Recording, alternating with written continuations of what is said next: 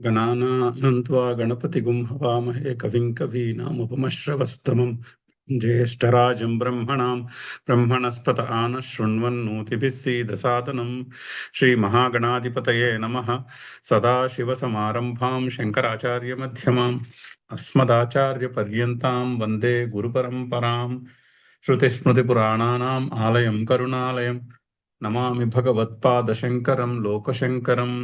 नारायणं नमस्कृत्य नरं चैव नरोत्तमं देवीं सरस्वतीं व्यासं ततो जयमुदीरयेत्। जय गुरुदेव।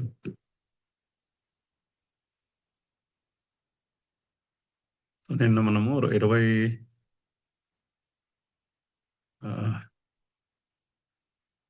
24 దగ్గర ఉన్నాం.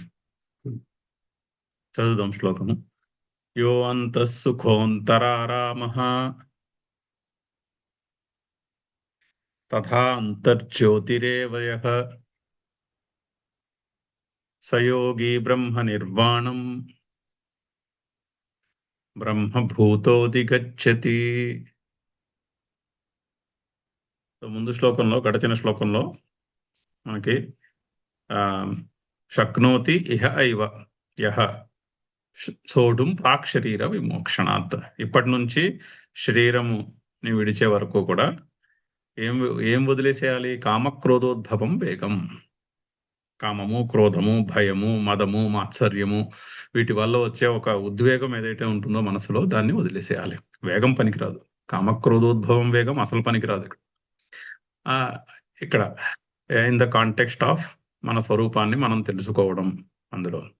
సో ఎవడైతే ఇప్పుడే ఇక్కడే ఆ కామక్రోధోద్భవం వేగాన్ని వదిలేయగలడో సహయుక్త సహ సుఖి, అతడే సుఖముగా ఉంటాడు, అతడే యుక్తుడు అని డెఫినేషన్.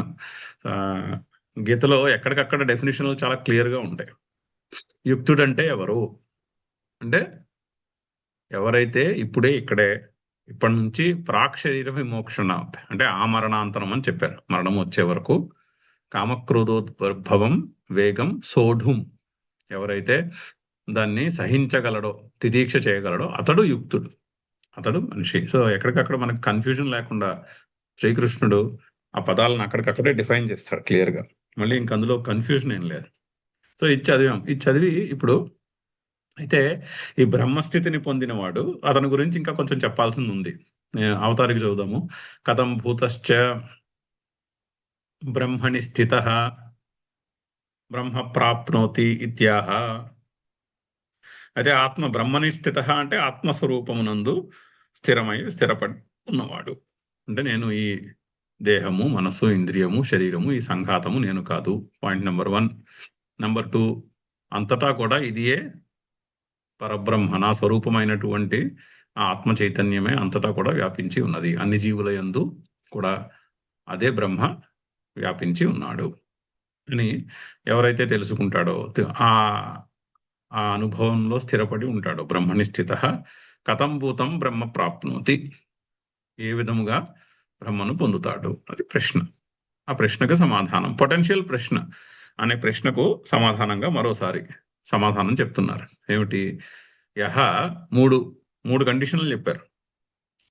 యహ అంతః సుఖః, అంతః ఆరామః, తథా అంతః జ్యోతిః ఏవ యహ సహ యోగి బ్రహ్మ నిర్వాణం బ్రహ్మభూతః అధిగచ్చతి. 3 కండిషన్లు చెప్పారు. అంతఃసుఖః, సుఖము ఆంతరంగికంగా ఉన్నది, బయట బాహ్య ప్రపంచంలో సుఖము లేదు. Point number 1, condition number 1. అంతః ఆరామః, ఆరామము అంటే సంస్కృతంలో వినోదము, ఎంటర్టైన్మెంట్. ఆరామః ఆర్ విశ్రాంతి అని కూడా అనుకోవచ్చు. పోనీ తెలుగులో ట్రాన్స్లేట్ అయిన తర్వాత విశ్రాంతి ఎక్కడుంది? విశ్రాంతి, ఎంటర్టైన్మెంట్ ఎక్కడున్నాయి? ఏ విధంగా మనం దాన్ని అర్థం చెప్పుకున్నా రెండు కూడా అంతః లోపలే ఉన్నాయి, బయట బాహ్య ప్రపంచంలో ఉన్న విషయాల్లో లేదు. అంతః జ్యోతి, జ్యోతి అంటే నాలెడ్జ్, ఇక్కడ జ్ఞానం ఎక్కడున్నది? లోపల ఉన్నది. అంత బయట లేదు. బయట బయట విషయాల్లో పుస్తకాల్లో జ్ఞానం ఉందని మనం అనుకుంటాం. శాస్త్రం పుస్తకంలో ఉందని అనుకుంటాం. కానీ శాస్త్రంలో లేదు. శాస్త్రం ఓన్లీ సూచిస్తుంది జ్ఞానం అంటే ఇలా ఉంటుందని, అంతవరకే. కానీ జ్ఞానం ఎక్కడుంది? జ్ఞానము మన హృదయంలోనే ఉన్నది. అంతః జ్యోతి. ఎవరైతే ఈ విధంగా ఉంటుందో, ఎవరి పర్సెప్షన్ ఆ విధంగా ఉంటుందో, ఎవరి దృక్పథం ఆ విధంగా ఉంటుందో, అతడు బ్రహ్మభూతుడైపోతాడు. బ్రహ్మభూత యహ, అతడే సహ బ్రహ్మభూత. బ్రహ్మభూతుడైపోతాడు అంటే అతడే బ్రహ్మ అయిపోతాడు. నా స్వరూపమే పరబ్రహ్మ అని తెలుసుకున్నవాడు అవుతాడు. అంటే అతడే బ్రహ్మ అయిపోతాడు. అతడు యోగి, సహయోగి. చూడండి యోగి యొక్క డెఫినేషన్. యోగి అంటే డెఫినేషన్ అది. యోగి అంటే డెఫినేషన్ యోగాసనాలు వేసేవాడని కాదు. యోగాసనాలు ఇలాంటి మనిషి యోగాసనాలు వేస్తూ ఉండొచ్చు, కానీ అంతేగాని యోగాసనాలు చేస్తున్నవాడు యోగి కాదు. సహా యోగి. ఇక్కడ చాలా క్లియర్ డెఫినేషన్. 3 క్వాలిఫికేషన్స్ ఉండాలి. సుఖము అంతర్ముఖమైనప్పుడే సుఖము, విశ్రామము విశ్రాంతి అంతర్ముఖమైనప్పుడే విశ్రాంతి, జ్ఞానము లోపలే ఉన్నది. మనం ఏమనుకుంటాము? సుఖము విశ్రాంతి అక్కడెక్కడికో వెళ్ళిపోయి అదేదో రిసార్ట్ లో ఉంటే సుఖంగా ఉంటుంది, అక్కడ విశ్రాంతిగా ఉంటుంది, పనులు ఏం చేసుకోక్కర్లేదు అనుకుంటాం. కానీ ఆ విశ్రాంతి అలా అనుకుంటే యోగి కాదు. యోగి అంటే సుఖము విశ్రాంతి రెండు లోపలనే ఉన్నాయి. అది ఫండమెంటల్ క్వాలిఫికేషన్. అయితే ఇది సైంటిఫిక్ గా కూడా న్యూరో సైన్స్ కూడా ఇలాగే చెప్తుంది. బాహ్యంలో ఉన్నటువంటి ప్రపంచము మనము చూస్తున్నాం, కానీ నిజంగా బయట ఉన్నది చూడట్లేదు అని న్యూరో సైన్స్ చెప్తుంది ఈరోజు. డాక్టర్ అనిల్ సేత్ అని కేంబ్రిడ్జ్ లో ఒక న్యూరో సైన్స్ ప్రొఫెసర్ ఉన్నారు. ఎప్పుడైనా మీరు సరదాగా యూట్యూబ్ లో ఆయన లెక్చర్స్ ఉంటాయి. కేంబ్రిడ్జ్ లో పెద్ద ప్రొఫెసర్ ఆయన. న్యూరో సైన్స్ లో is one of the leading scientist today. అయితే ఇప్పుడు లేటెస్ట్ న్యూరో సైన్స్ థియరీలు ఎప్పుడైనా 1-2 ఆయన లెక్చర్స్ వినండి. యూట్యూబ్ లో ఉంటాయి ఆయన మంచి లెక్చర్స్. వింటే అంటే లేమ్యాన్ కూడా వినొచ్చు, అటువంటి లెక్చర్స్ ఉంటాయి యూట్యూబ్ లో. మనకి న్యూరో సైన్స్ టర్మినాలజీ తెలియపోయినా వినొచ్చు. వాళ్ళు ఏం చెప్తున్నారంటే, లేటెస్ట్ న్యూరో సైన్స్ ఏం చెప్తుందంటే, బ్రెయిన్ సెల్స్ లో ఒక ఫిజికల్ యూనిట్ గురించి చెప్తున్నారు వాళ్ళు. మనం ఇక్కడ మాయాశక్తి అంతఃకరణము అంటే మెటాఫిజికల్ గురించి చెప్తున్నాం. అంతఃకరణము అంటే మెటాఫిజికల్ గురించి మాట్లాడుతున్నారు ఇక్కడ మోస్ట్లీ గీతలో. కానీ ఆయన ఫిజికల్ ఆస్పెక్ట్ గురించి చెప్తున్నాడు. లేటెస్ట్ బ్రెయిన్ రీసెర్చ్ ఏం చెప్తుందంటే, బ్రెయిన్ లో డిఫాల్ట్ మోడ్ నెట్వర్క్ అని ఒకటి ఉంటుంది. అంటే డిఫాల్ట్ మోడ్ లో కనెక్ట్ అయి ఉండే బ్రెయిన్ సెల్స్ అంటే ఏ పని చేయకపోయినప్పుడు కూడా అవి పనిచేస్తూ ఉంటాయి. మనం బాహ్యంగా దేన్ని చూడకపోయినప్పుడు కూడా అవి పనిచేస్తూ ఉంటాయి. ఫర్ ఎగ్జాంపుల్, నిద్రపోయినప్పుడు అవి పనిచేస్తూ ఉంటాయి. అందుకనే నిద్రపోయినప్పుడు స్వప్నం ఉంటుంది. స్వప్నంలో మీకు ఏ ఇంద్రియానికి బయట నుంచి స్టిమ్యులస్ ఏం లేదుగా, లేకపోయినా కూడా ఈ స్వప్నంలో అన్ని ఇంద్రియముల యొక్క ఎక్స్పీరియన్స్ వస్తుంది. ఎలా వస్తుంది అంటే, ఈ డిఎంఎన్ అంటారు వాళ్ళు న్యూరో సైన్స్ టర్మినాలజీలో. డిఫాల్ట్ మోడ్ నెట్ కనెక్షన్ అయినటువంటి బ్రెయిన్ సెల్స్ అది ఒక పెద్ద ఆస్పెక్ట్ ఫిజికల్ గా. అది వాళ్ళు మెటాఫిజికల్ చెప్పట్లేదు. ఫిజికల్ కూడా మెటాఫిజికల్ వంటిదే అని చెప్తున్నారు. అది that is what I want to say. Physical part of the brain which is the big portion of the brain, అది దట్ డ్రైవ్స్ కాగ్నిషన్. అంటే ఆ డిఎంఎన్ లో ఉన్నది ఉన్న connections is what drives cognition. అంటే కాగ్నిషన్ బయట నుంచి లేదు. బయట నుంచి వచ్చే సిగ్నల్, ఇప్పుడు మనము బయట ఆబ్జెక్ట్ నుంచి లైట్ సిగ్నల్ వచ్చింది అనుకోండి, రెటీనా కంటి ద్వారా వెళ్ళి కంటి వెనకాల రెటీనా స్క్రీన్ మీద ఏంటంటే పిక్చర్ కెమెరాలో క్యాప్చర్ అయినట్టు క్యాప్చర్ అయ్యి ఆ పిక్చర్ నుంచి బ్రెయిన్ సెల్స్ కి ఇన్ఫర్మేషన్ వెళ్తుంది. అంటే ఎక్కడో ఉంది బ్రెయిన్ సెల్, చాలా చాలా దూరం ప్రయాణించి ఆ సిగ్నల్ లోపల ఉన్న బ్రెయిన్ సెల్స్ కి వెళ్తుంది. అప్పటికి ఆ సిగ్నల్ చాలా వీక్ అయిపోతుంది యాక్చువల్లీ. అదొకటి. వాళ్ళు ఏం చెప్తున్నారంటే, మనం చూసే దాంట్లో బయట ఉన్న సిగ్నల్ యొక్క ఇన్ఫ్లుయెన్స్ లెస్ దాన్ 10%. మనం చూసిన ఏదైనా చూసిన తర్వాత మనకి కలిగిన పర్సెప్షన్లో బయట ప్రపంచంలో ఉన్నటువంటి ఆబ్జెక్ట్స్ యొక్క signals are less than 10% of the perception, drive less than 10% of the cognition. 90% is driven by what is there in DMN. ఆ డిఫాల్ట్ మోడ్ లో ఆ నెర్వ్ సెల్స్ లో ఏది ఉందో అదే పర్సీవ్ చేస్తామని చెప్తున్నారు వాళ్ళు. అండ్ ఆ nerve cells network that is always operational. అది అది ఆగిపోవడం, దానికి ఆగిపోవడం అంటూ ఉండదు, అలా పనిచేస్తూ ఉంటుంది. అన్ని వాళ్ళు ఎక్స్పెరిమెంట్స్ కూడా చేశారు. మనిషికి 5 సెన్సెస్ యొక్క ఎక్స్పీరియన్సెస్ లేకుండా ఒక డార్క్ రూమ్లో, అంటే ఒంటికి గాలి కూడా తగలనటువంటి రూమ్లో కూర్చోబెట్టి కళ్ళకి గంతలు కట్టేసి చెవులకి బయటవేమి వినిపించకుండా చేసి వాళ్ళు ఎక్స్పెరిమెంట్స్ చేశారు. అప్పుడు కూడా వాళ్ళకి అన్ని ఇంద్రియముల యొక్క ఎక్స్పీరియన్స్ ఉంటుంది. బ్రెయిన్ సెల్స్ యొక్క యాక్టివిటీని ట్రాక్ చేసి ఫిజికల్గా ప్రూవ్ చేసినటువంటి మాట latest neuro science theory. So neuro science కూడా ఏం చెప్తోంది, మనం పర్సీవ్ చేసుకునే వరల్డ్ బయట ఎంటుందో ఎవరికి తెలియదు, కానీ లోపల ఉన్నదే పర్సీవ్ చేసుకుంటున్నాం అని చెప్తాం. నిజంగా బయట ఉన్న stimuli are very very very small portion. దానికి రెస్పాన్స్ అనేది మన బ్రెయిన్లో చాలా స్మాల్ పోర్షన్ అని చెప్తుంది. సో లోపల ఉన్న విషయమే పర్సీవ్ చేసుకుంటాం, కానీ బయట ఉన్నది ఎవడో పర్సీవ్ చేసుకోకూడదు. బయట ఉన్నదంటే ఏమిటో తెలియదు. ఇక్కడ కూడా అదే చెప్తున్నాం కదా, బయట ఏమున్నది తెలియదు, దానికి పరబ్రహ్మ అని పేరు పెట్టారు. మన పర్సెప్షన్కి మనం నామరూపాలు పేర్లు పెట్టుకున్నాం. నామరూపాలు మన పర్సెప్షన్, మన బ్రెయిన్ సెల్స్లో ఇమిడిపోయి ఉన్నటువంటి ఇన్ఫర్మేషన్కి నామరూపాలని పేరు పెట్టుకున్నాం. బయట ఉన్నది ఏమిటో ఎవరికి తెలియదు. స్వామి వివేకానందది కూడా ఆయన లెక్చర్స్లో ఒక ఫేమస్ లైన్ ఉంది, వాట్ ఎగ్జిస్ట్స్ ఈజ్ అన్నోవబుల్. బయట ఏముంది తెలుసుకోవడం ఎవరి తరము కాదు. మనకేం తెలుస్తుంది, మన బ్రెయిన్ సెల్స్ యొక్క ప్రాసెసింగ్లో ఉన్న ఇన్ఫర్మేషన్ తెలుస్తుంది. That is not necessarily exactly equal to what is out side అని ఇప్పుడు సైన్స్ కూడా చెప్తుంది. ఇక్కడ వేదాంతం కూడా అదే చెప్తుంది. ఒక్క నిమిషం.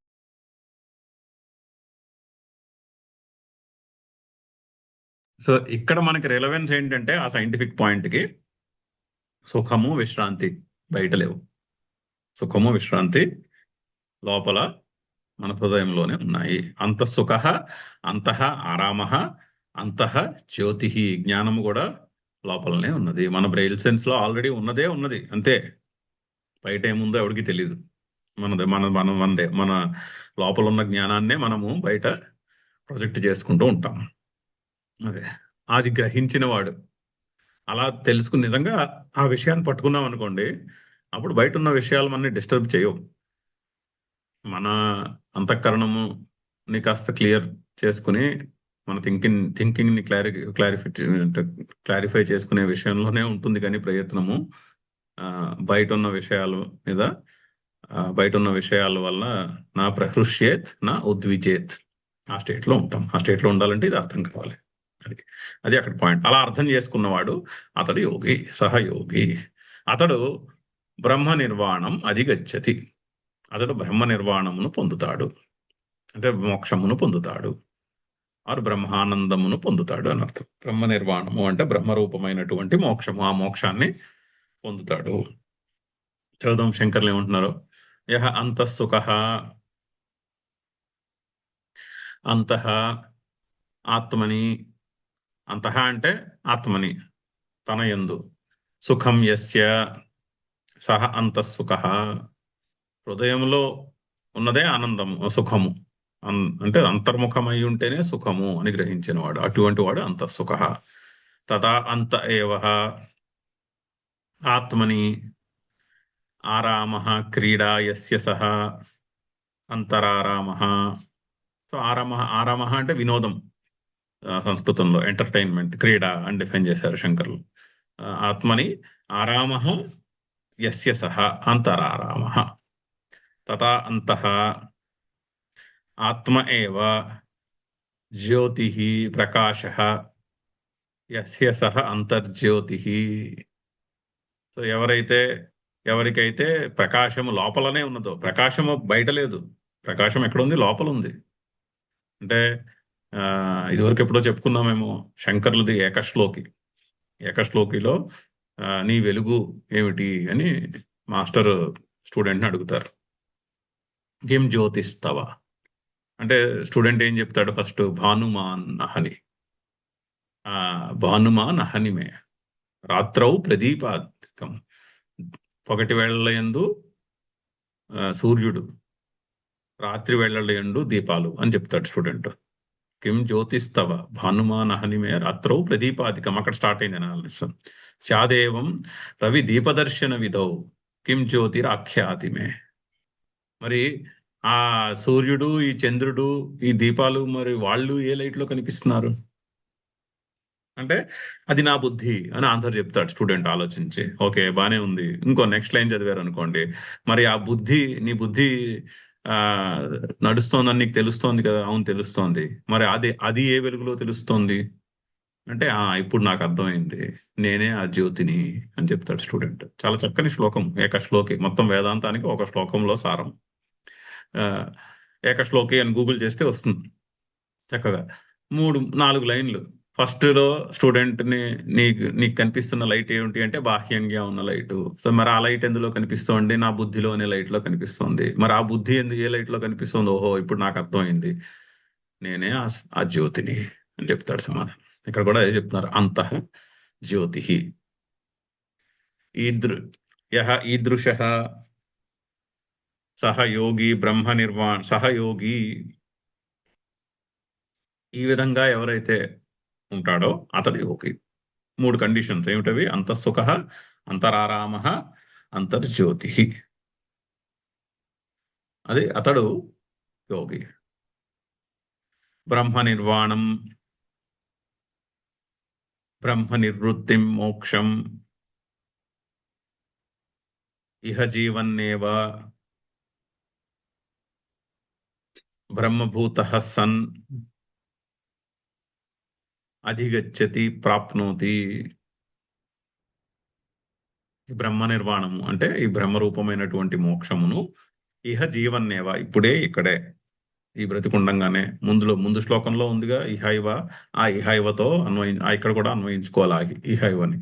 ఇక్కడే బ్రతికున్నప్పుడే, ఈ జీవితంలోనే బ్రహ్మభూత సన్, బ్రహ్మభూతుడై బ్రహ్మయే తన స్వరూపం అని తెలుసుకుని బ్రహ్మను పొందుతాడు, బ్రహ్మ నిర్వాణం పొందుతాడు, బ్రహ్మరూపమైనటువంటి మోక్షమును పొందుతాడు అని.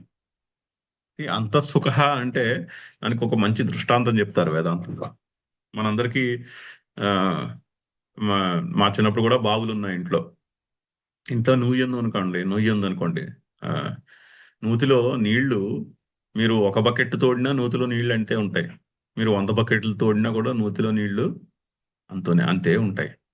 సో ఆ నీళ్లు ఎంత తోడినా కూడా అంతలోంచి ఆ మళ్ళీ ఆ వాటర్ స్ప్రింగ్ లోంచి నీళ్లు అలా నిండిపోతూనే ఉంటాయి.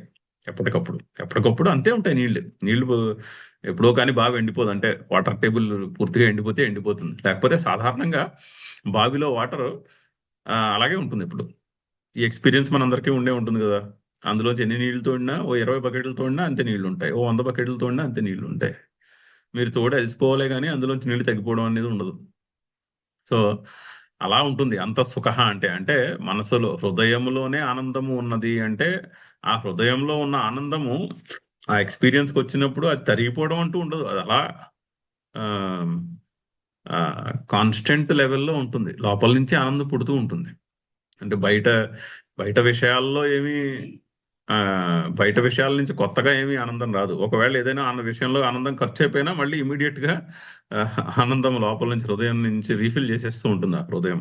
బావిలో నీళ్లు వాటర్ టేబుల్ రీప్లేస్ చేసినట్టు అది అంతఃసుఖ అంటే ఆ విధంగా ఉంటుంది ఆనందం యొక్క ఎక్స్పీరియన్స్. అటువంటి దృష్టాంతం ఒకటి చెప్తారు వేదాంతంలో, చాలా చక్కని దృష్టాంతం. సో చదువుదాం శ్లోకం ఒకసారి. యోऽन्तः సుఖోऽन्तరారామः తథాంతర్జ్యోతిరేవ రేవ యః స యోగి బ్రహ్మ నిర్వాణం బ్రహ్మభూతోऽధిగచ్చతి. లభంతే బ్రహ్మ నిర్వాణం ఋషయः క్షీణకల్మషాः ఛిన్నద్వైధాయతాత్మానः సర్వభూతహితే రతాः. ఇంకొంచెం చెప్పాల్సి ఉన్నది. ఈ బ్రహ్మ నిర్వాణమును పొందిన వాళ్ళ గురించి ఇంకొంచెం విషయం, ఇంకో మాట చెప్పాల్సింది ఉంది. కించ ఏమిటది? లభంతే బ్రహ్మ నిర్వాణం ఋషయ క్షీణకల్మషాః చిన్నద్వైతాః యథాత్మానః సర్వభూతహితే రతాః. అయితే ఇంకొక విషయం చెప్పాల్సి ఉంది వీళ్ళ గురించి. ఇంకో రెండు మాటలు చెప్తున్నారు. ఒకటి క్షీణకల్మషాః అంటే మనసులో హృదయంలో కల్మషములు క్షీణించిన వారు అని అర్థం. కల్మషం అంటే కామము, క్రోధము, రాగము, ద్వేషము, మదము, మాత్సర్యము, అవే కల్మషాలు అంటే. క్షీణకల్మషాః మనసులో ఆ కల్మషములు క్షీణించిన వారు. తర్వాత ఇంకొకటి ఉంది, స్టాండర్డ్ కండిషన్ అందరికి. సర్వభూతహితే రతాః అన్ని భూతముల యందు ఒకే విధముగా ప్రేమ ఉన్నవాళ్ళు అని అర్థం. అందరూ ఒకటే. అందరిలోనూ కూడా అదే ఆత్మస్వరూపము ఉన్నది. వ్యవహారికంగా ట్రాన్సాక్షనల్లీ తేడాలు ఉండొచ్చు. అది ఆ ట్రాన్సాక్షన్ కి సంబంధించినటువంటి తేడాలు ఏమున్నాయో ఆ తేడాలు అలా ఉంటాయి. కానీ స్వరూపము వాళ్ళ ఎడల ప్రేమ విషయంలో ఒకటే. అందరి ఎడల ఒకటే ప్రేమ, అందరి ఎడల ఒకే రకమైనటువంటి ప్రేమ. ఎందుకంటే అందరి హృదయంలోనూ కూడా అదే పరమాత్మ నిండి ఉన్నాడు. ఇది సాకార సగుణోపాసనలు చేస్తున్న వాళ్ళకైనా సరే, నిర్గుణ పరబ్రహ్మ ఉపాసన చేసిన వాళ్ళకైనా, ఎవరికైనా కండిషన్, ఎవరికైనా ఇది ఫండమెంటల్ కండిషన్. స్పిరిచువల్ ఆధ్యాత్మిక మార్గంలో కాస్త ప్రగతి ఉండాలి అంటే ఇది సర్వభూత హితే రతాః. ఇది దాన్ని ఏమంటారు, కామన్ కండిషన్ అందరికీ ప్రాక్టీస్ చేయవలసింది. అంటే మంచి వాళ్ళని, మనకు నచ్చిన వాళ్ళని ప్రేమించడం చాలా ఈజీ. శత్రువులకు ఎడల కూడా అదే ప్రేమ భావంతో ఉండగలిగిన వారు. వాళ్ళని వేరుగా పెట్టాలి, దూరంగా పెట్టాలంటే దూరంగా పెట్టచ్చు, ఏమీ ప్రాబ్లం లేదు, అది కాదు. కానీ వాళ్ళ ఎడల మనసులో ద్వేషం ఉండరాదు. మనసులో అందరి ఎడల కూడా ఒకే రకమైనటువంటి ప్రేమ ఉండాలి. తిట్టిన వాడిని కూడా ఆశీర్వదించి దీవించి పంపించగలిగి ఉండాలి. అటువంటి స్ట్రెంగ్త్ ఉండాలి. సర్వభూత హితే రతాః అది కామన్ కండిషన్ అందరికీ కూడా. ఈ మార్గంలో కాస్త ముందుకు వెళ్ళాలి, మనసులో టెన్షన్లు అవి తగ్గాలి, కాస్త సైకలాజికల్ ఫ్రీడమ్ మన ఎక్స్పీరియన్స్కి రావాలి అంటే దానికి మనం ఏ ఉపాయాన్ని పట్టుకున్నా, యోగము చేసినా, మెడిటేషన్ చేసినా, ప్రాణాయామాలు చేసినా, శాస్త్రాధ్యయనం చేసినా, ఏది చేసినా కూడా, సగుణ పరబ్రహ్మ ఉపాసన చేసినా, ఏదైనా దీక్ష తీసుకుని ఉపాసన చేసినా, నిర్గుణ పరబ్రహ్మ ఉపాసన చేసినా, ఏది చేసినా కూడా సర్వభూత హితే రతాః అది primary condition and common condition అందరికీ. అదొకటి. క్షీణకల్మషాః సర్వభూత హితే రతాః. ఋషయః ఇంకొకటి ఉంది. ఋషయః వాళ్ళు ఋషులంటే వాళ్ళకి అన్ని క్లియర్గా తెలుస్తూ ఉంటాయి. అంటే బాగా కనిపిస్తుందని అర్థం. ఋషి అంటే బాగా కనిపించేవాడికి ఋషి అని పేరు సంస్కృతంలో. సో ఋషి అంటే కీన్ అబ్జర్వేషన్, అంటే క్లియర్గా తెలుస్తూ ఉంటుంది ఏమిటి అన్నది. ఇప్పుడు రామాయణంలో పక్షి సంపాతి చెప్తుంది, నాకు కనిపిస్తోంది అంటే అక్కడ ఎదురుగుండా లంక అక్కడో 100 యోజనాల దూరంలో ఉంది కదా, కానీ నాకు కనిపిస్తోంది, అక్కడ ఉండుంటుంది సీత అంటుంది. అంటే అది ఋషి ఆ కాంటెక్స్ట్ లో. అక్కడ అంటే ఆ ఇన్నర్ విజన్ దాన్ని ఏమంటారు, ఇన్నర్ విజన్ అనండి, మీరు దాన్ని ఇంట్యూషన్ అనండి, ఆ ఇంట్యూటివ్ పవర్ ఉన్నవాళ్ళు ఋషులు. ఋషయః క్షీణకల్మష. చిన్న ద్వైతము లేదు అంటే సంశయము లేదు. చిన్న ద్వైత అంటే సంశయము లేనివాడని అర్థం. అంతా ఒకటే అని గ్రహించినప్పుడు సంశయం ఉండదు. అంతటా కూడా అదే పరమాత్మ నిండి ఉన్నది అని గ్రహించిన నాడు మనసులో సంశయం పోతుంది. అది చిన్న ద్వైత అంటే సంశయములు పోయినవాడు. యథాత్మానః అంటే నిగ్రహించబడినటువంటి ఇంద్రియములు కలవారని అర్థం. వాళ్ళ ఇంద్రియములు తన వశములో ఉన్నవాడు యతి. ఇది కూడా మనం డెఫినేషన్ చూసాం. యతి శబ్దానికి ఇదివరకు ఆల్రెడీ డెఫినేషన్ చెప్పారు. ఇంద్రియములు తన వశములో ఉన్నవాడు అని అర్థం. సో ఋషయః క్షీణకల్మషాః చిన్నద్వైత యథాత్మానః సర్వభూత హితే రతాః బ్రహ్మ నిర్వాణం లభంతే. వారికి ఈ బ్రహ్మ నిర్వాణము లభించును, ఈ మోక్షమును, బ్రహ్మరూపమైనటువంటి తన ఆత్మస్వరూపమైనటువంటి మోక్షము లేక ఆనందము లేక సైకలాజికల్ ఫ్రీడమ్ లభించును. చదుదాం భాష్యము. లభంతే బ్రహ్మ నిర్వాణం మోక్షం ఋషయః సమ్యగ్దర్శినః సన్యాసినః. చూడండి, ఋషి అంటే డెఫినేషన్ అది, సమ్యక్ దర్శనము కలవారు ఆర్ సన్యాసము, మనసునందు కర్తృత్వమును సన్యసించిన వారు అని అర్థం. క్షీణకల్మషాః క్షీణ పాపాది దోషాః. పాపము మొదలగు దోషములు క్షీణించిన వారు. దోషములు క్షీణించుట అంటే కామము క్రోధము, అవే దోషం. ఇప్పుడు పాపం చేస్తున్నారంటే పాపం ఎందుకు చేస్తారండి? చేయకూడని పని ఎందుకు చేస్తారు? మనసులో కామము క్రోధము అవి నిండిపోయి ఉంటేనే చేస్తారు. అంటే చేయకూడని పని చేస్తున్నారు అంటే విపరీతమైన కోరిక నిండిపోయింది మనసులో అని అర్థం. ఆ విపరీతమైన కోరిక నిండిపోతే, కంట్రోల్ లేనటువంటి కోరిక నిండిపోతే, ఆ స్టేజ్కి వచ్చేస్తే అప్పుడు చేయకూడని పనులు చేస్తారు మనుషులు. సో అదే పాపం అవుతుంది. సో పాపము అంటే పాపం తొలగిపోవడం అంటే కామక్రోధాలు తొలగిపోవాలి. అంతేగాని అదేదో పూజ చేస్తే పాపం పోతుందంటే పాపం అలా పోదు. మనసులో ఉన్నటువంటి కామక్రోధములు తగ్గితే ఆటోమేటిక్గా పాపము క్షీణించిపోయినట్లు లెక్క. సో క్షీణ పాపాది దోషాః చిన్నద్వైతాః చిన్న సంశయాః. సంశయము తొలగినవాడు. ఇప్పుడు చూడండి, అది గొప్పదా ఇది గొప్పదా? ఇప్పుడు ఈ పూజ చేస్తే మంచిదా ఆ పూజ చేస్తే మంచిదా అన్న క్వశ్చన్ వచ్చాయనుకోండి, ఇచ్చేయాలా అది చేయాలా, ఈ రోజు ఇచ్చేయాలి ఆ రోజు అది చేయాలి, ఏది చేస్తే ఏమిటి, అన్నీ ఒకటే కదా. పరమాత్మ అన్ని, మీరు ఏ దేవతను పూజించినా ఆ నమస్కారము పరమాత్మకే చెందుతుంది కదా. అంటే అన్ని నదులు అదే సముద్రాన్ని చేరుకున్నట్టు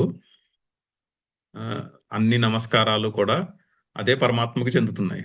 సో ఇంకప్పుడు అందులో పెద్ద అదేంటి ఏదో శాస్త్రాన్నో లేకపోతే ఏదో స్మృతినో అనుసరించి ఈ పూజ ఈ కాంటెక్స్ట్ లో ఈ పూజ మంచిది, ఆ కాంటెక్స్ట్ లో ఆ పూజ మంచిది అనుకోవడంలో దానికి పెద్ద అది అంత ఇంటలెక్చువల్ ఎఫైర్ ఏం కాదు. ఆ ఇన్ఫర్మేషన్ ఉంటుంది, ఓకే, ఆ ఇన్ఫర్మేషన్ నచ్చితే ఇలాంటిది ఏదో చేస్తే, ఇగో ఈ విధంగా పూజ చేస్తే దీన్ని సత్యనారాయణ వ్రతం అంటారు, ఇది చేసుకుంటే ఇటువంటి ఫలితం వస్తుంది అని ఉంటుంది. అది నచ్చితే ఆ పూజ చేయడమే, అంతే, సింపుల్. It's as easy. అందులో పెద్ద ఆలోచించాల్సింది ఏం లేదు. సో ఆ విషయంలో తెలుసుకోవాల్సింది ఏమీ లేదు. తెలుసుకోవాల్సింది ఎక్కడొస్తుంది? తెలుసుకోవాల్సింది ఆత్మస్వరూపం దగ్గరికి వచ్చినప్పుడే కష్టం అవుతుంది. ఆత్మస్వరూపం విషయంలోనే సంశయములు ఉంటాయి. ఆ సంశయములు పోవాలి. ఆత్మస్వరూపం అంటే నా హృదయంలో ఉన్నటువంటి జ్యోతి రూపమైనటువంటి చైతన్యము, దానికే పరమాత్మ అని పేరు. ఈశ్వరుడన్నా పరమాత్మ అన్నా మీరు ఏ పేరు పెట్టినా కూడా అదే. అదే ఇక్కడ నా హృదయంలో ఏది ఉన్నదో అన్ని జీవుల యొక్క హృదయంలోనూ కూడా అదే ఉన్నది. సమదృష్టి. అక్కడ సంశయాలు వస్తాయి. ఆ సంశయముల యొక్క నివృత్తి జరగాలి. అంతేనే కానీ ఈ పూజ ఇలా చేయాలి, ఆ పూజ అలా చేయాలి, అక్కడికి వెళ్ళి ఆ తీర్థయాత్ర చేయాలి, ఇక్కడికి వెళ్ళి ఈ తీర్థయాత్ర చేయాలి, ఆ విషయాల్లో సంశయాలు ఉంటే ఆ సంశయాలు తీర్చుకోపోయినా కూడా పాయింట్లెస్. చేయదలుచుకుంటే చేయడమే, ఓపిక ఉంటే చేయడమే తీర్థయాత్ర. అందులో పెద్ద విషయం ఏముంది?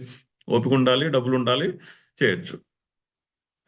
అందులో దాంట్లో పెద్ద సంశయముని దానికి ఒక పెద్ద డిస్కషన్ అసలు అవసరమే లేదు.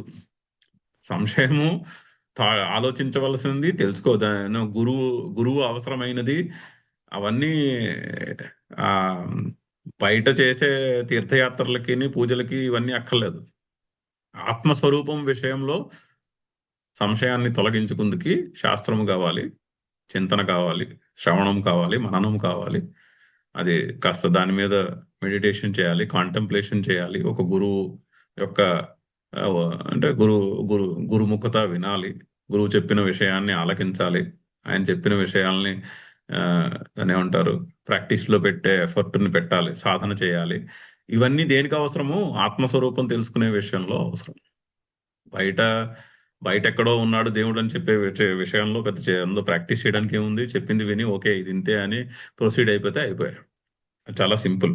అందుకని చిన్న సంశయాః యథాత్మానః సంయతేంద్రియా,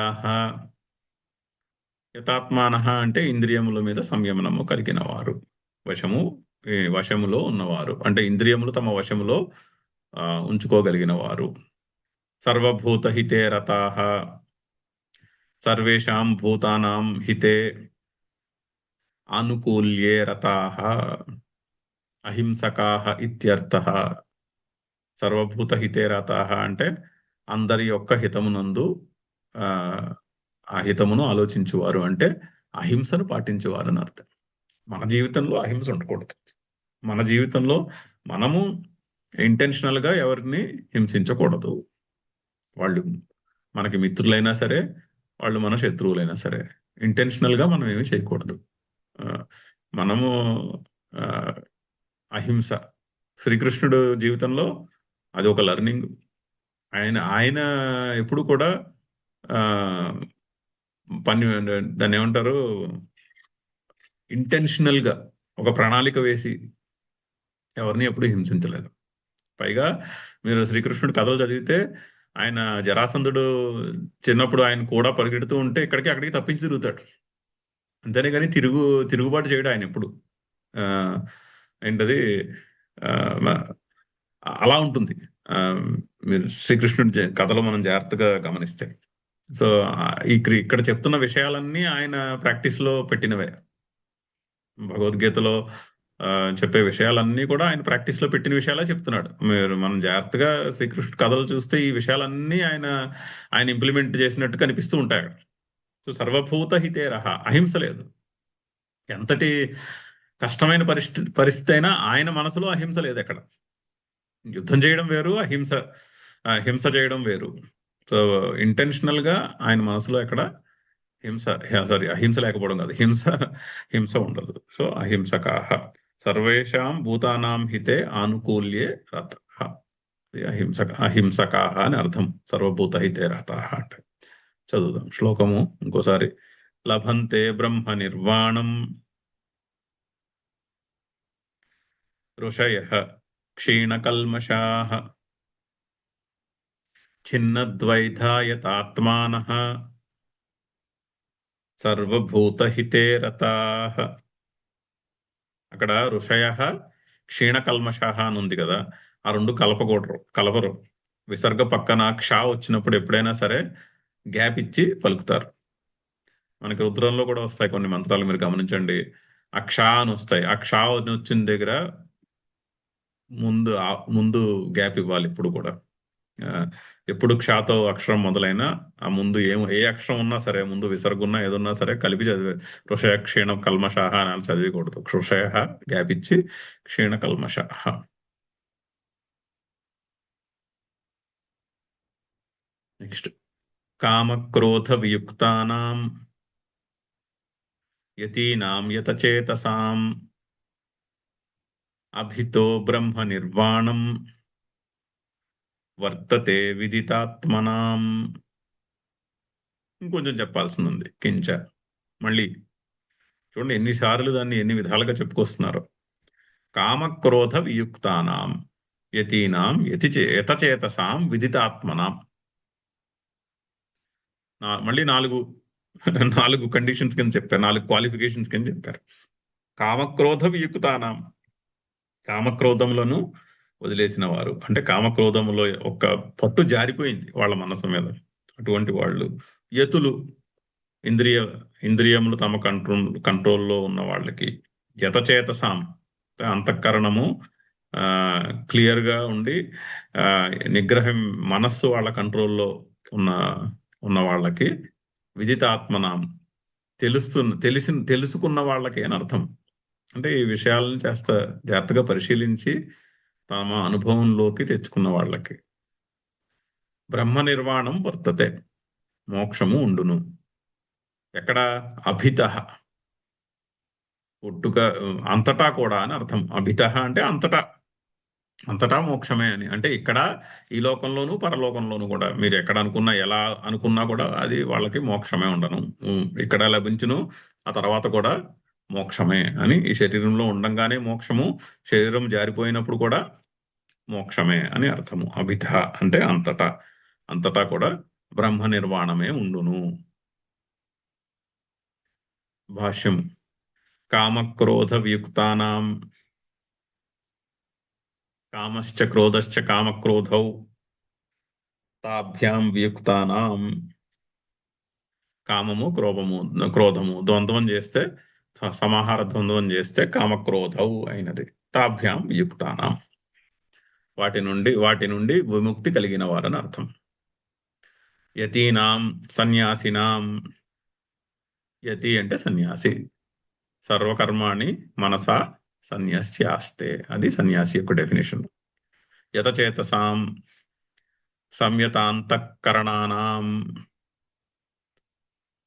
నిగ్రహింపబడినటువంటి అంతఃకరణము, మనస్సు బుద్ధి ఇంద్రియము, ఆ కాంబినేషను తన కంట్రోల్లో ఉన్నవాడు అని అర్థం. మనం ఇదివరకు కూడా చెప్పుకున్నాం, భగవద్గీత పుస్తకం మీద 5 గుర్రాలు, అదంటే శ్రీకృష్ణుడు గుర్రాలను నడపడము, ఆ అనాలజీ, అది సంయత అంతఃకరణ అంటే అంతఃకరణము, మనస్సు ఇంద్రియము బుద్ధి కంట్రోల్లో ఉన్నాయి. బుద్ధి నడిపిస్తోంది బండిని సరైన మార్గంలో. మనస్సు ఇంద్రియము బుద్ధి చెప్పిన మాట వింటున్నాయి, అంతేనే కానీ రివర్స్ కాదు. మనస్సు ఇంద్రియము చెప్పిన మాట బుద్ధి వినడం కాదు. రివర్స్లో ఉన్నటువంటిది సంయత అంతఃకరణము. అలా ఉంటే అభిత ఉభయత జీవితామృతానాంచ బ్రహ్మ నిర్వాణం మోక్ష. బ్రతికున్నప్పుడు తర్వాత కూడా మోక్షమే అంటున్నారు. వర్తతే ఉండును అని అర్థం. విదితాత్మనాం విదితః జ్ఞాతః ఆత్మా ఏషాంతే విదితాత్మానః.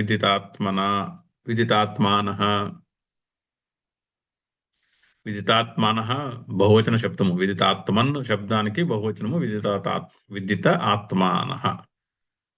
సో విదితః జ్ఞాతః. విదితః అంటే తెలుసుకున్నవాడు. దేనిని? ఆత్మను తెలుసుకున్నవాడు ఎవడో అతడు విదితాత్మన్. విదితాత్మ అవుతుంది ప్రథమ విభక్తి, ఏకవచనం. బహువచనంలో చెప్తే విదితాత్మానః. తేషాం విదితాత్మనాం సమ్యగ్దర్శినాం ఇత్యర్థః. విదితాత్మ అంటే సమ్యగ్దర్శి అని కూడా అర్థం చెప్తున్నారు. అదే విషయం పాపం మళ్ళీ మళ్ళీ చెప్పుకుంటూ వస్తున్నారు. కామక్రోధ వియుక్తానాం యతీనాం యతచేతసాం అభితో బ్రహ్మ నిర్వాణం వర్తతే విదితాత్మనాం. ఎన్నిసార్లు చెప్పినా అది కొత్తగానే ఉంటుందని శ్రీకృష్ణుడు కూడా ఓపికగా మళ్ళీ చెప్తున్నాడు అదే విషయాన్ని. స్పర్శాన్ కృత్వా బహిర్బాహ్యం చక్షుశ్చైవాంతరే భ్రువోః ప్రాణాపానౌ సమౌ కృత్వా నాసాభ్యంతరచారిణౌ యతేంద్రియమనోబుద్ధిః మునిర్మోక్షపరాయణః విగతేచ్ఛాభయక్రోధః యః సదా ముక్త ఏవ సః. స్పర్శాన్ కృత్వా బహిః బాహ్యం చక్షుః చ ఏవ అంతరే భ్రువోః ప్రాణాపానౌ సమౌ కృత్వా నాసాభ్యంతరచారిణౌ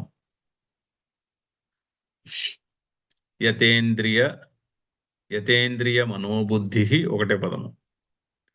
మునిః మోక్షపరాయణః విగతేచ్ఛా భయక్రోధః యః సదా ముక్తః ఏవ సః. అయితే చాప్టర్ యొక్క కంక్లూజన్కి వచ్చేసాం ఆల్మోస్ట్. ఈ 2 శ్లోకాలు అయిపోయాక ఇంకొక శ్లోకం ఉంది. చాప్టర్ యొక్క కంక్లూజన్ అయిపోయి నెక్స్ట్ చాప్టర్కి బీజ శ్లోకం. నెక్స్ట్ చాప్టర్లో ధ్యాన యోగం గురించి చెప్పబడుతోంది. సో ఇక్కడ ధ్యానమునకు ఒక బీజమైనటువంటి ఒక సూత్రాన్ని ఇక్కడ చెప్తుంది. ధ్యానం చేయడము, ఏ విధంగా ధ్యానం చేయాలి. అయితే ధ్యాన యోగము నెక్స్ట్ చాప్టర్లో ఎందుకు చెప్పబోతున్నారు? ఇప్పటిదాకా కర్మయోగం కదా చెప్తున్నారు.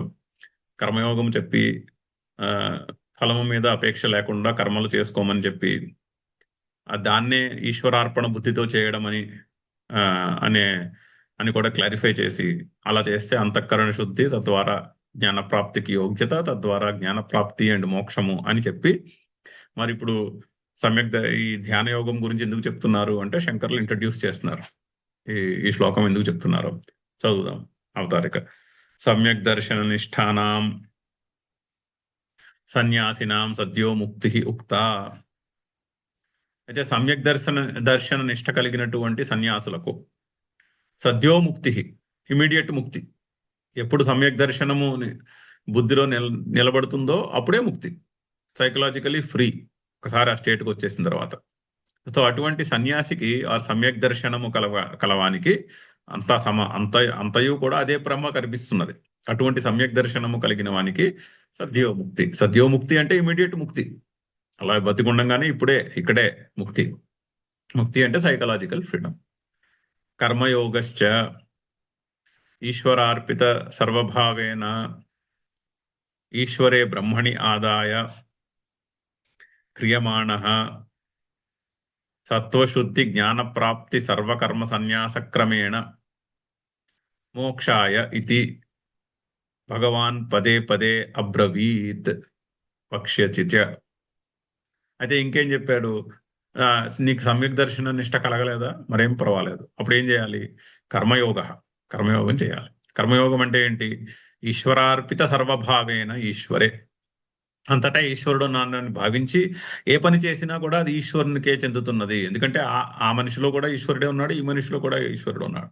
నేను ఏ పని చేసినా, ఎవరితో కలిసి ఏ పని చేసినా అది ఈశ్వరునికే చెందుతున్నది అనే దృష్టితో బ్రహ్మణి ఆదాయ క్రియమాణ, కర్మలను బ్రహ్మయందు ఉంచి, ప్రతి కర్మ పరమాత్మకు చెందినటువంటి కర్మే. అది ఆఫీస్లో పనైనా, ఇంట్లో పనైనా, ఏది చేసినా అది పరమాత్మ యొక్క పనియే అని అనే విధంగా చేసి ఫలం మీద అపేక్ష వదిలేస్తేనే అలా చేయగలం. అలా చేస్తే సత్వశుద్ధి జ్ఞానప్రాప్తి సర్వకర్మ సన్యాస క్రమేణ మోక్షాయ. అంతఃకరణ శుద్ధి, తర్వాత జ్ఞానప్రాప్తి, తర్వాత సర్వకర్మ సన్యాసము, అనే అనే సోపానములు అనే పాత్రలో మోక్షము లభిస్తుందని భగవాన్ పదే పదే అబ్రవీత్. ఒక్కసారి కాదు, పదే పదే చెప్పారు. ఎన్నిసార్లు చెప్పారో ఈ మాట. గడిచిన 4 అధ్యాయాలు చదివాం. 2వ అధ్యాయం నుంచి. 2వ అధ్యాయంలో మొదటి 20 శ్లోకాలు తీసేసిన తర్వాత 2:11 నుంచి 2:30 దాకా 20 శ్లోకాలు ఆత్మజ్ఞానం గురించి చెప్పారు. ఇంకా అక్కడి నుంచి ఇదే మాట చెప్తున్నారు. మీరు ఎటు నుంచి ఎటు వెళ్ళినా గడిచిన 4 చాప్టర్లో ఇదే మాట వస్తుంది. ఫైనల్లీ చెప్పిన వాటికి సమరీ ఏంటంటే ఇది: ఈశ్వరార్పిత సర్వభావేన ఈశ్వరే బ్రహ్మణి క్రియమాణ ఆదాయ క్రియమాణ. అలా చేస్తే సత్వశుద్ధి జ్ఞానప్రాప్తి సర్వకర్మ సన్యాస క్రమేణ మోక్షము. ఇదే మాట చెప్తున్నారు పదే పదే అని పదే పదే భగవాన్ అబ్రవీత్ వక్ష్యతి చ. అథ ఇదానీం ధ్యానయోగం సమ్యక్ దర్శనస్య అంతరంగం విస్తరేణ వక్ష్యామీతి తస్య సూత్రస్థానీయాన్ శ్లోకాన్ ఉపదిశతి స్మ. అయితే ఇప్పుడు ధ్యానయోగము గురించి చెప్తాను. ఎందుకు? ధ్యానయోగము సమ్యక్ దర్శనస్య అంతరంగం. ఆ సమ్యక్ దర్శనములో ఒక ఆస్పెక్ట్, సమ్యక్ దర్శనానికి ఒక ఆస్పెక్ట్ ధ్యానము చేయగలట. ఇప్పుడు సమ్యక్ దర్శనం లేకుండా ధ్యానానికి కూర్చున్నాం అనుకోండి, ఇప్పుడు ఈ శాస్త్ర విచారం లేకుండా ధ్యానానికి కూర్చున్నాం అనుకో, ఫర్ ఎగ్జాంపుల్, ఇప్పుడు అసలు మనం భగవద్గీత ఈ శాస్త్రం గురించి విననే లేదు, డైరెక్ట్గా మెడిటేషన్ కూర్చున్నాం అనుకోండి. మెడిటేషన్ కూర్చున్నప్పుడు ఏం విషయాలు గుర్తొస్తాయి? ఆ సంసారంలో ఉండే విషయాలే గుర్తొస్తాయి. ఇంకా అప్పుడు మరి మెడిటేషన్ ఏం జరుగుతుంది? మెడిటేషన్ జరగడానికి లోపల అసలు మన మన స్మృతుల్లో గుర్తుల్లో అసలు ఇటువంటి ఇన్ఫర్మేషనే లేదు. అంతటా పరమాత్మయే ఉన్నాడు. కోరికలు ఫలం మీద ఆసక్తి లేకుండా పనిచేయాలి. ఫలం మీద ఆసక్తి లేకుండా చేస్తే సైకలాజికల్ ఫ్రీడమ్ వస్తుంది. సుఖము దుఃఖము బయట లేవు రెండు లోపలే ఉన్నాయి. మన పర్స్పెక్టివ్ని బట్టే సుఖము దుఃఖము, కానీ బయట విషయంలో సుఖము దుఃఖము లేదు. అసలు ఇటువంటి మాటలే ఎప్పుడు మనం వాటి జోలికే రాలేదనుకోండి, ఎప్పుడు వినలేదు. మనం మెడిటేషన్ కూర్చున్నాం, ఏం గుర్తొస్తాయి? అవే సంసార విషయాలే గుర్తొస్తాయి. శాస్త్ర శాస్త్రం యొక్క శ్రవణము కొంచెం చేసామనుకోండి, శ్రవణము మననము కొంచెం చేసామనుకోండి, అప్పుడు కళ్ళు మూసుకొని మెడిటేషన్ కూర్చున్నప్పుడు ఈ శాస్త్ర విషయం ఒకటి కొంచెము గుర్తొచ్చే అవకాశం ఉంది. లేదా ఒక శాస్త్ర విషయాన్ని ఆ, కాసేపు ఆలోచించి అప్పుడు పోయి మెడిటేషన్ కూర్చుంటే, మన అదృష్టం బాగుంటే అట్లీస్ట్ ఇందులోంచి ఏదో విషయం మెడిటేషన్లో మనకి గుర్తుకొచ్చే అవకాశం ఉంటుంది. దానివల్ల ఏమైనా లాభం కుదురుతుంది. లేకపోతే మెడిటేషన్ వల్ల కూడా ఏమీ లాభం ఉండదు. అందుకని ధ్యాన యోగము సమ్యక్ దర్శనానికి అంతరంగం, అందులో ఒక ఆస్పెక్ట్, అందులో ఒక ఇంటర్నల్ ఆస్పెక్ట్ అని విస్తరేణ వక్ష్యామి ఇది. దాన్ని నేను ఇప్పుడు డీటెయిల్గా చెప్పబోతున్నాను అని తస్య సూత్రస్థానీయాన్ శ్లోకాన్ ఉపదిశతి. ఆ ధ్యాన యోగానికి సూత్రములైనటువంటి మెయిన్ సూత్రాన్ని ఇక్కడ చెప్తున్నారు. చెప్పి నెక్స్ట్ చాప్టర్లో ఈ రెండు శ్లోకాలు బేసిస్గా చేసుకుని నెక్స్ట్ చాప్టర్, దాని మీద నెక్స్ట్ చాప్టర్ 6వ చాప్టర్ బిల్డ్ అవ్వబోతోంది. ఇప్పుడు 6వ చాప్టర్లో శ్లోకాలన్నీ ఈ రెండు, అక్కడ 40 శ్లోకాలు ఎన్నో ఉన్నాయి, చాలా శ్లోకాలు ఉన్నాయి. ఆ శ్లోకాలు ఈ ఈ కోర్ ప్రిన్సిపల్ మీద ఆ శ్లోకాలు అక్కడ ఎక్స్పాండ్ చేయబోతున్నాడు శ్రీకృష్ణుడు అని ఇక్కడ ఈ ఈ శ్లోకము చెప్తున్నారు. ఇప్పుడు ఏమిటి చెప్తున్నారు? స్పర్శాన్ కృత్వా బాహ్యం, బయట ఉన్నటువంటి విషయములను వాటి ఎడల ఉన్న ఆసక్తిని బయట నుంచి, చక్షుశ్చైవ అంతరే భ్రువోహో, మన దృష్టి ఎక్కడ ఉండాలి? భ్రువు మధ్యంలో ఉండాలి. రెండు కళ్ళకి మధ్యలో పెట్టుకుని దృష్టిని ఫోకస్, అంటే బయట మనసు ఇటు అటు పారిపోకుండా అటెన్షన్ కళ్ళ మధ్యన పెట్టుకుని, ప్రాణాపానం సమకృత్వ, ప్రాణాపానములు సమంగా చేసుకుని, అంటే కాసేపు ఇన్హలేషన్ అండ్ ఎక్సలేషన్ ని అబ్జర్వ్ చేయాలి కూర్చుని. ధ్యానాన్ని కూర్చున్నప్పుడు కళ్ళు మూసుకుని నిటారుగా కూర్చుని దాన్ని ఏమంటారు, మన శ్వాసను గమనించాలి. శ్వాసను గమనిస్తే ఏమవుతుంది? శ్వాసను గమనిస్తే శ్వాసలో ఇన్హలేషన్ ఎక్సలేషన్లో ఏమైనా తేడా ఉంటే, అంటే మనసు ఎక్సైటెడ్గా ఉందనుకోండి, రెండు సమంగా ఉండవు. మనసులో హర్షం ఉంటే ఒక విధంగా ఉంటుంది ఇన్హలేషన్ ఎక్సలేషన్, మనసులో దుఃఖము ఉంటే ఇంకో విధంగా ఉంటుంది, కోపము ఉద్రేకము ఉంటే ఇంకో విధంగా ఉంటుంది. అలా కాకుండా నాసాభ్యంతరచారిణౌ ప్రాణాపానం సమకృత్వ, నాసికల యందు ప్రవహిస్తున్నటువంటి ఉచ్ఛ్వాస నిశ్వాసలను సమముగా చేసుకుని అని అర్థం. కాసేపు అబ్జర్వ్ చేస్తే కాస్త సెటిల్ అవుతుంది. అంటే మనకి ఏ రొంప వచ్చిందనుకోండి, అప్పుడు చేయడం కష్టం, అప్పుడు అవ్వకపోవచ్చు. కాకపోతే జలుబది లేనప్పుడు ధ్యానానికి కూర్చుని కాసేపు కళ్ళు మూసుకుని ఓంకారం చెప్పుకుని, అయితే మనకి ఏమైనా మంత్రం ఉంటే ఒకసారి ఆ మంత్రాన్ని చెప్పుకుని ఫోకస్ ఎక్కడ ఉండాలి? శ్వాస మీద ఉండాలి. సింపుల్గా శ్వాసను గమనించాలి. శ్వాసను గమనిస్తే ఓ 2-3 నిమిషాలు అయ్యేసరికి కాస్త శ్వాస కుదుటపడి, మీరే గమనిస్తారు, కుదుటపడి ఉచ్ఛ్వాస నిశ్వాసలు కాస్త రెండు సమమవుతాయి. అలా శ్వాసను గమనిస్తూ కూర్చుంటే అప్పుడు ఇంద్రియ విషయాలన్నీ బయట పెట్టినట్టే లెక్క. స్పర్శాన్ కృత్వా బహిర్బాహ్యం చక్షు అంతరే భ్రువోహో నాసాభ్యంతరచారిణౌ ప్రాణాపానం సమౌ కృత్వా, నాసికల యందు లోపలికి బయటికి ప్రవహిస్తున్నటువంటి ప్రాణాపానములు అంటే ఉచ్ఛ్వాస నిశ్వాసాలను సమముగా చేసుకుని, యతేంద్రియ మనోబుద్ధి ముని మోక్షపరాయణ. ఇప్పుడు అది ఫిజికల్. ఫస్ట్ శ్లోకం 27 శ్లోకము ఫిజికల్గా ఎలా కూర్చోవాలి, ఏం చేయాలి. ఇప్పుడు పర్స్పెక్టివ్ ఎలా ఉండాలి?